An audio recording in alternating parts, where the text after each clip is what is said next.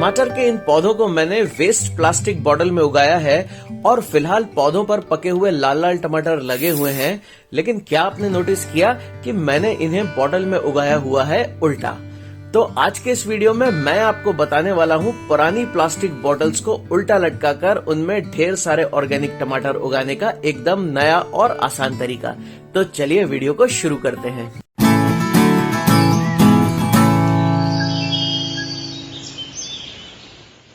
दोस्तों, मैं अपने टेरेस गार्डन में कई तरह के सीजनल वेजिटेबल्स उगाता हूँ। इनमें सबसे आसान होता है टमाटर उगाना। गमलों में और कंटेनर्स में तो आपने टमाटर उगते हुए देखे ही होंगे, लेकिन आज हम वेस्ट प्लास्टिक बॉटल्स को रिसाइकिल करके उनमें टमाटर उगाना सीखेंगे। इसके लिए आपको चाहिए 2.5 लीटर वाली बड़ी कोल्ड ड्रिंक बॉटल्स। अब मैं बॉटल्स पर स्प्रे पेंट कर रहा हूँ। ऐसा मैं इसलिए कर रहा हूँ क्योंकि बॉटल्स ट्रांसपेरेंट हैं और इनमें प्लांट्स उगाने पर रूट्स धूप में एक्सपोज होंगी, जिससे बॉटल के अंदर की तरफ एल्गी यानी कि काई भी उगने लगेगी। आप चाहें तो पेंट करने की जगह इन पर एल्यूमिनियम फॉइल भी लपेट सकते हैं। पेंट सूख गया है। अब शार्प ब्लेड से बेस को इस तरह से काट लीजिए।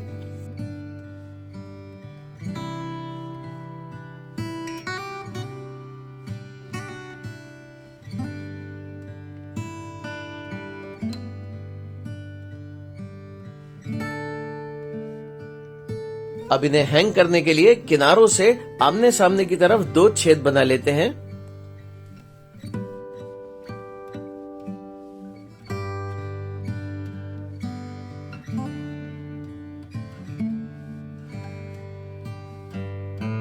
किसी भी मोटे कॉटन क्लॉथ को इस तरह से काट लीजिए। इन पीसेस को हम बॉटल्स की नेक के अंदर की तरफ से लगाएंगे, जिससे पानी के साथ साथ मिट्टी बाहर न निकले। अब आपको बॉटल्स में उगाने के लिए 15-20 दिन पुराने कम से कम 7-8 इंच लंबे सीडलिंग्स चाहिए होंगे। अच्छी क्वालिटी के देसी टमाटर के सीड्स लीजिए। सीडलिंग मिक्स बनाने के लिए 50% वर्मी कंपोस्ट और 50% कोकोपीट का मिक्सचर बनाकर गीला कर लीजिए। इसे सीडलिंग ट्रे में भरकर बीज लगा दीजिए और मिक्स की पतली लेयर बनाकर कवर कर दीजिए। 10 दिनों बाद सीडलिंग्स में 2-3 पत्तियां आ जाती हैं। अब इनमें से कमजोर सीडलिंग्स को निकालकर थिनिंग कर दीजिए। 25 दिनों बाद सीडलिंग बड़े हो गए हैं और अब ये हैंगिंग बॉटल्स में अपसाइड डाउन ट्रांसप्लांट किए जाने के लिए तैयार हैं। सबसे बड़े और हेल्दी सीडलिंग्स निकाल लीजिए। अब पौधे की पत्तियों को ऊपर की तरफ फोल्ड करके इस तरह से पेपर में रोल कर लीजिए। स्टेम को रूट्स की तरफ से इस तरह से कपड़े से कवर करके अंदर डाल दीजिए। पेपर को दूसरी तरफ से धीरे धीरे केयरफुली खींचते जाइए। सभी प्लांट्स लग गए हैं। अब आप चाहें तो होल्स में रस्सी बांधकर इन्हें कहीं भी लटका सकते हैं। मैं होल्स में आयरन रॉड लगाकर बॉटल्स को इस पुराने क्रैडल की फ्रेम पर हैंग करने वाला हूँ। दोस्तों, इस तरह से पौधों को उल्टा उगाने से ग्रेविटी की वजह से न्यूट्रिशन तेजी से पूरे पौधे में पहुंचता है, जिससे ग्रोथ में तेजी आती है और पौधा हेल्दी रहता है। हैंगिंग बॉटल्स में अच्छी फ्रूटिंग के लिए लाइट वेट पॉटिंग सॉइल बनाना होगा, जो न्यूट्रिशन से भरपूर और वेल ड्रेन्ड भी हो। इसके लिए आपको चाहिए 50% वर्मी कंपोस्ट, 25% गार्डन सॉइल और 25% कोकोपीट। इसमें 2 मुट्ठी नीम खली पाउडर भी डालिए, जो जड़ों को फंगस लगने से बचाएगा। अब बॉटल्स में सॉइल मिक्स को भर दीजिए। ऊपर से 2 इंच की जगह खाली छोड़ दीजिए। अब इसमें अच्छी तरह से पानी दीजिए। इसमें पानी देने का खास ध्यान रखना होगा। ओवर वाटरिंग बिल्कुल नहीं करना है। पानी तभी दीजिए जब छूने पर ऊपर की मिट्टी सूखी लगे या पत्ते मुरझाने लगे। 4 दिनों तक इसे शेड में रखिए। इसके बाद इसे ऐसी जगह पर रखें जहां इसे दिन में 6 से 8 घंटे की सनलाइट मिल सके। 10 दिनों बाद पौधों में नई ग्रोथ शुरू हो गई है और पौधे अपने आप ऊपर की तरफ मुड़ने लगे हैं।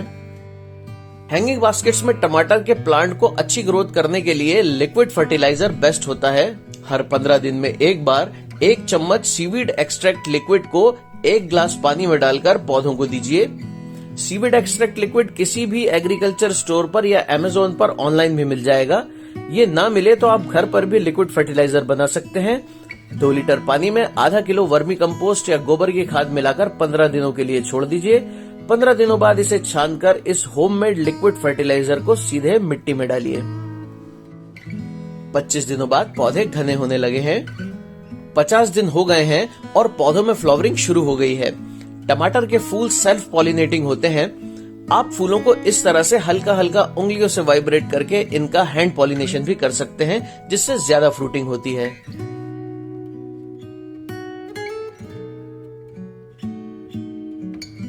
सत्तर दिनों बाद पौधा कच्चे हरे टमाटरों से भर गया है।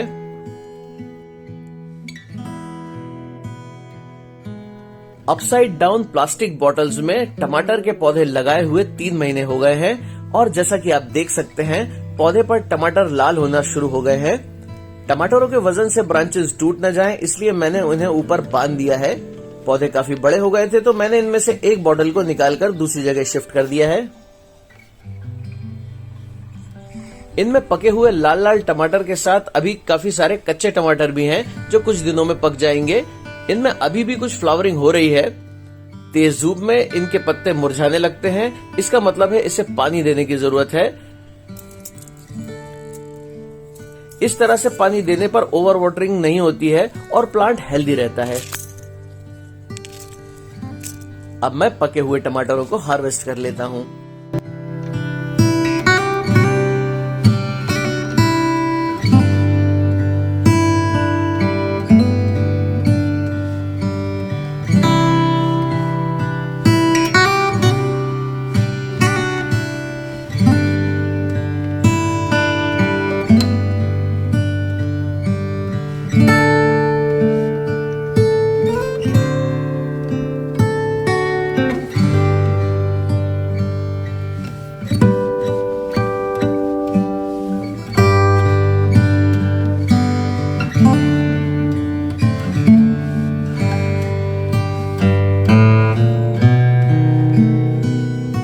पहली हार्वेस्टिंग में तकरीबन 800 ग्राम के आसपास 100% ऑर्गेनिक और एकदम फ्रेश टमाटर मिले हैं। अब जरा इन्हें टेस्ट करके देखते हैं। दोस्तों, इन ताजे रसीले टमाटरों का खट्टा मीठा स्वाद बहुत ही गजब का है।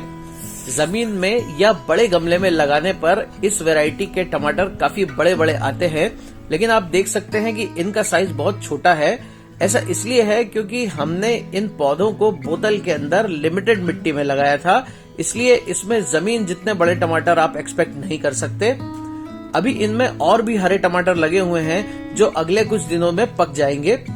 माइक्रोन्यूट्रिएंट्स की कमी पूरी करने के लिए हर 15 दिन में एक बार आधा चम्मच सीवीड एक्सट्रैक्ट ग्रेन्यूल्स भी बोतल में आप डाल सकते हैं। मिट्टी में रेगुलरली न्यूट्रिएंट्स और माइक्रो न्यूट्रिएंट्स देते रहेंगे तो अगले 1-1.5 महीने तक ये पौधा ऐसे ही फ्रूटिंग करता रहेगा।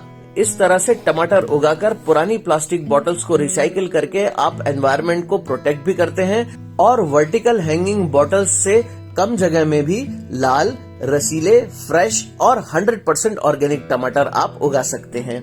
गार्डनिंग से जुड़ी आपकी किसी भी प्रॉब्लम के लिए आप मुझे इंस्टाग्राम पर फॉलो करके मुझसे पर्सनल चैट कर सकते हैं। मेरे इंस्टाग्राम अकाउंट का लिंक मैं डिस्क्रिप्शन बॉक्स और पिन कमेंट में दे रहा हूं। और यह है आज का कमेंट ऑफ द वीक।